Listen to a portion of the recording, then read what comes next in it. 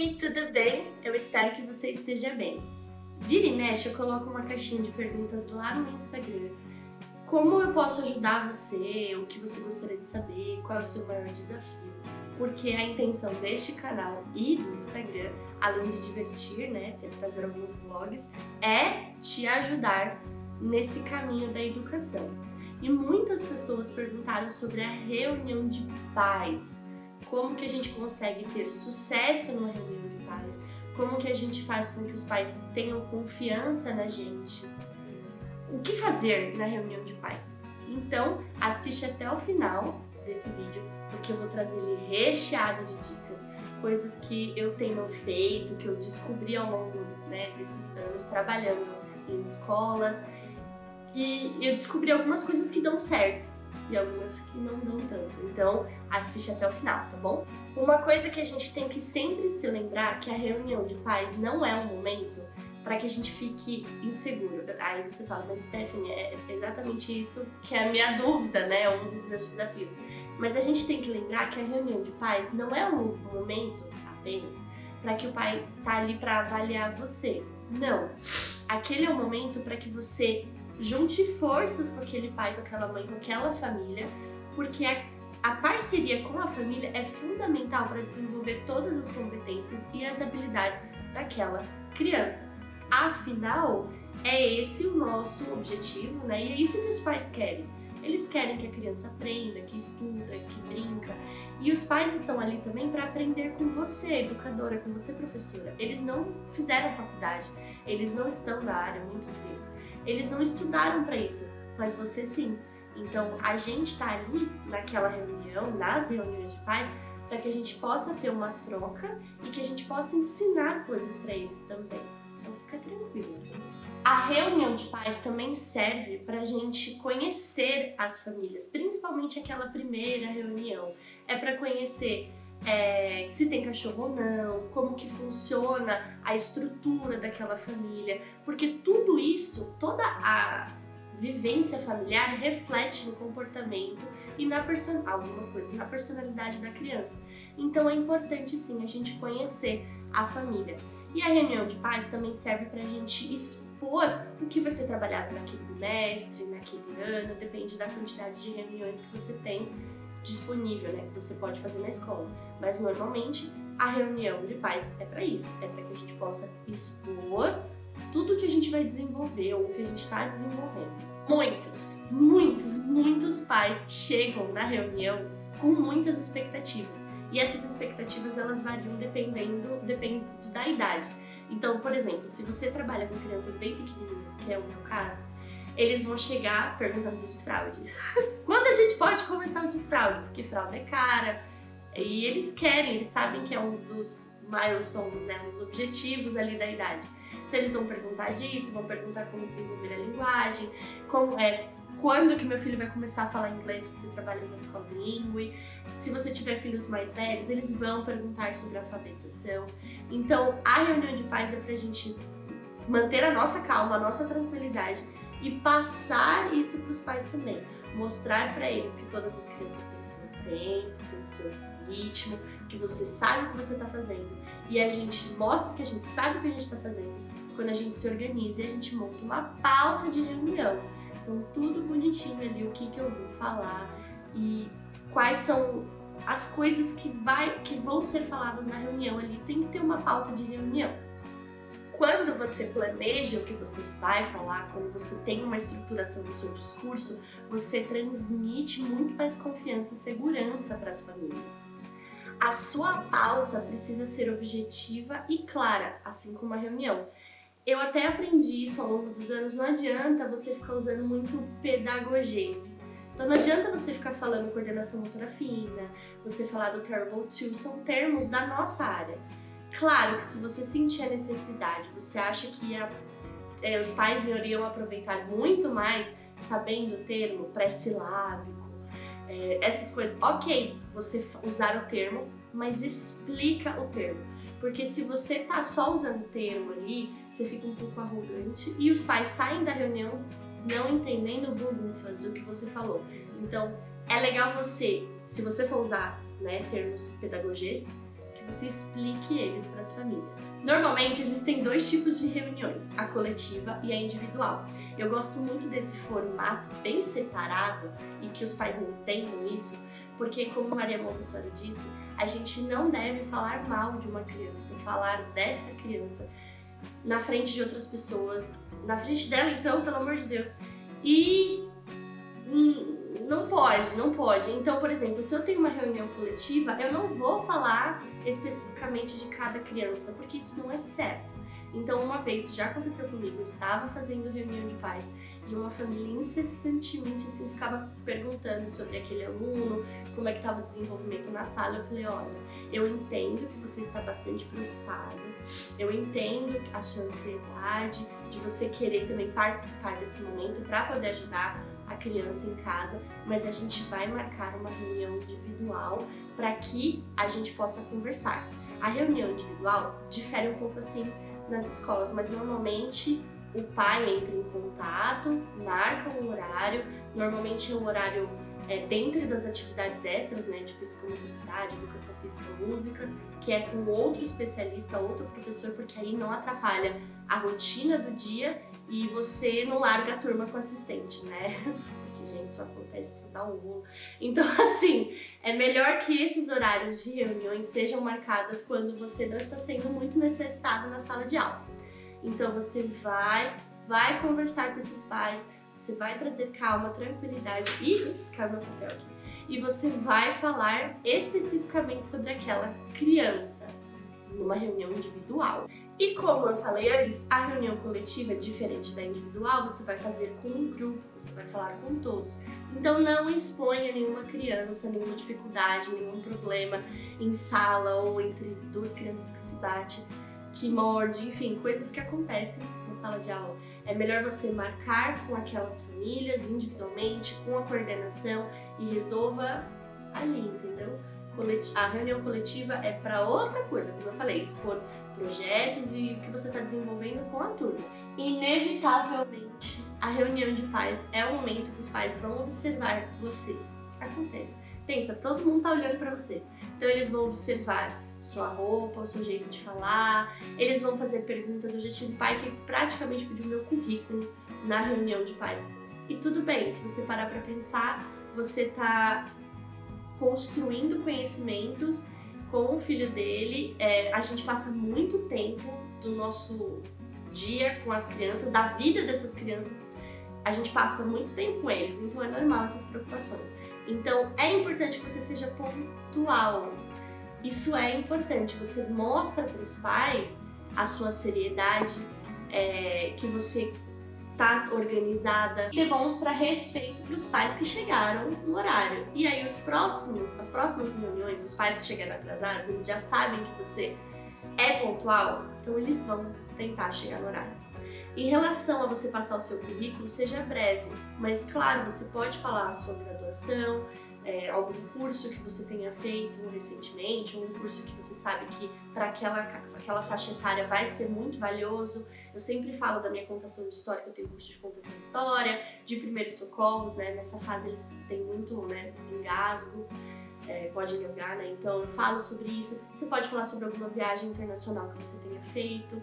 Então faz uma breve apresentação para os pais terem um pouquinho mais de confiança em você. Pode parecer muito besta, mas a sua postura corporal fala muito, muito, muito durante uma reunião. Não dá pra você ficar assim, ó, ou você ficar mexendo no cabelo assim, ou você tem um tom de voz muito baixo, olhar pro chão. Não, você tem que estufar o seu peito, você tem que melhorar a sua postura, tem que elevar a voz, você pode gesticular, mostrar que você tá entendida do assunto, mas tem que prestar atenção na sua postura corporal. Eu lembro que acho que na primeira reunião assim, que eu fiz de pais, eu usava bastante All-Star na época. Saudades de quando o All-Star era mais barato, dava pra comprar. E eu ficava com um pé batendo no outro assim, ó, sabe, nervoso? Um em cima do outro. E eu ficava fazendo assim com a mão. Então assim, são coisas que a gente precisa tentar dar uma diminuída, porque vai atrapalhar. Aí a gente vai ficar mais ansioso durante a reunião. Ok, Stephanie, mas como que eu começo uma reunião? Eu já comecei fazendo uma piada tipo, ok guys, let's do it, only English, right? Eu sabia que nessa escola a maioria dos pais falavam português, então foi só pra quebrar um gelo, aí eu não, a gente vai falar português nesta reunião, mas se algum pai quiser conversar comigo depois em inglês não tem problema. Eu fiz isso. Eu gosto de começar com poemas ou alguma frase. Tem um poema que eu amo, que é Lili Inventa o Mundo, então normalmente eu leio ele, ou da Ruth Rocha, Os Direitos da Criança, eu leio alguma parte, uma frase da Maria Montessori. É alguma coisa que vai nortear a conversa. Então, às vezes eu faço essa leitura e os pais normalmente gostam bastante. Lembre-se de colocar na sua pauta breves explicações sobre os projetos que você vai desenvolver com a turma. E essas explicações que você vai dar para os pais, como que você vai explicar isso. E também seria legal, se você trabalha numa escola bilíngue, dar alguns exemplos de como que você ajuda os seus alunos a adquirirem a segunda língua. Por isso que é importante você estudar sobre o bilinguismo, sobre a aquisição de uma segunda língua, como que esse processo acontece. Porque os pais podem perguntar, podem não, eles perguntam. E isso também já tá na outra dica que eu vou te dar. Prepare-se. Tenha planos B, C, D, Z, igual quando a gente está na sala de aula. Porque os pais podem fazer perguntas que a gente não sabe a resposta. Então, gentilmente, lógico, se você sabe a resposta, você dá. Mas se você não sabe, não tem problema nenhum. Você é professor, você não é um robô, você não é obrigado a saber tudo. Isso é ótimo, você também demonstra para os pais que você está sempre estudando, você está sempre aprendendo. Você pode falar, adorei a pergunta, eu vou anotar aqui, e aí você anota na frente dos pais. Fala, eu vou anotar aqui, eu vou trazer essa devolutiva ou na próxima reunião, ou eu mando na agenda, mas essa devolutiva para essa pergunta vai acontecer. Então é muito legal ter esse tipo de acontecimento na sala de aula. Na sala de aula não, desculpa, na reunião de pais. Já aconteceu comigo e foi tranquilo. Então, eu não lembro a pergunta agora, mas fez a pergunta, eu anotei e depois a gente trouxe a resposta, eu e a coordenação. Eu quero que você se lembre que você é a professora da sala, que você estudou educação, você estudou fazer isso da sua vida, foi você. Então, se algum pai fizer algum comentário desagradável ou falar alguma coisa assim, já aconteceu comigo? Respirar fundo, desculpa essa respiração, a gente deu um ataque de espirro aqui há 2 minutos atrás. Então, respira bem fundo, calmamente, conta até 10, 25. E aí, depois desse, continua a reunião e marca com a coordenação para conversar com esse pai depois. Você precisa lembrar que você é a professora, você está ali, você tem consciência do que você está fazendo, você estudou para aquilo.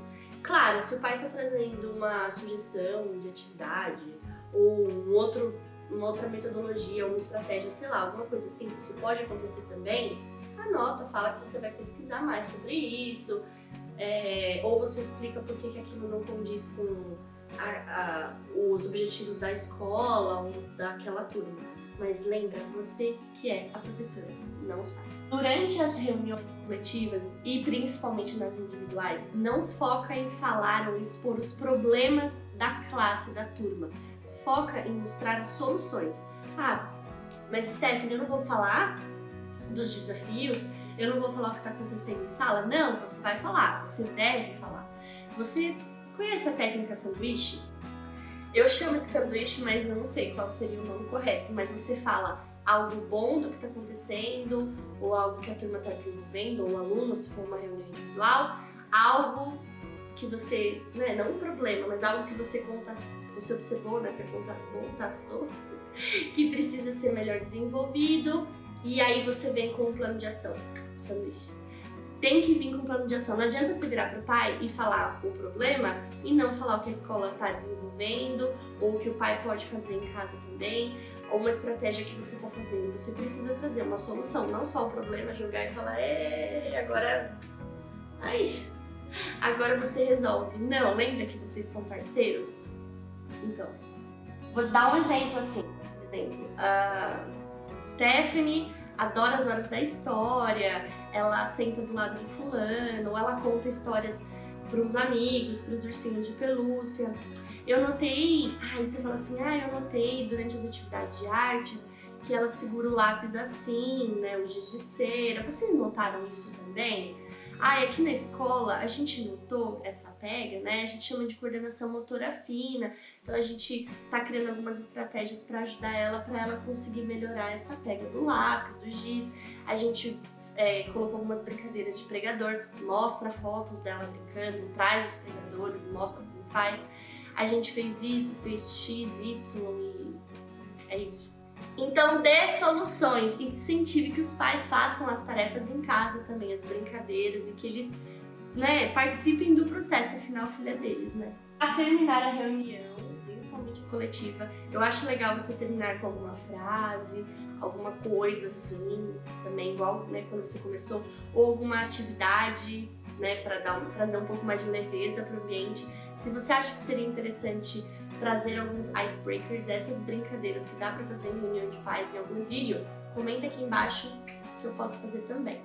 E depois agradeça a visita, a presença, não a visita, né? A presença dos pais, agradeça a compreensão, a parceria, agradeça deles estarem ali tão interessados com o desenvolvimento do filho deles e de aprenderem junto com você como que eles podem ajudar nesse caminho aí tão gostoso que é observar, né, a criança desenvolver todas as habilidades, as competências e desenvolver a personalidade deles. Então agradeça a presença dos pais.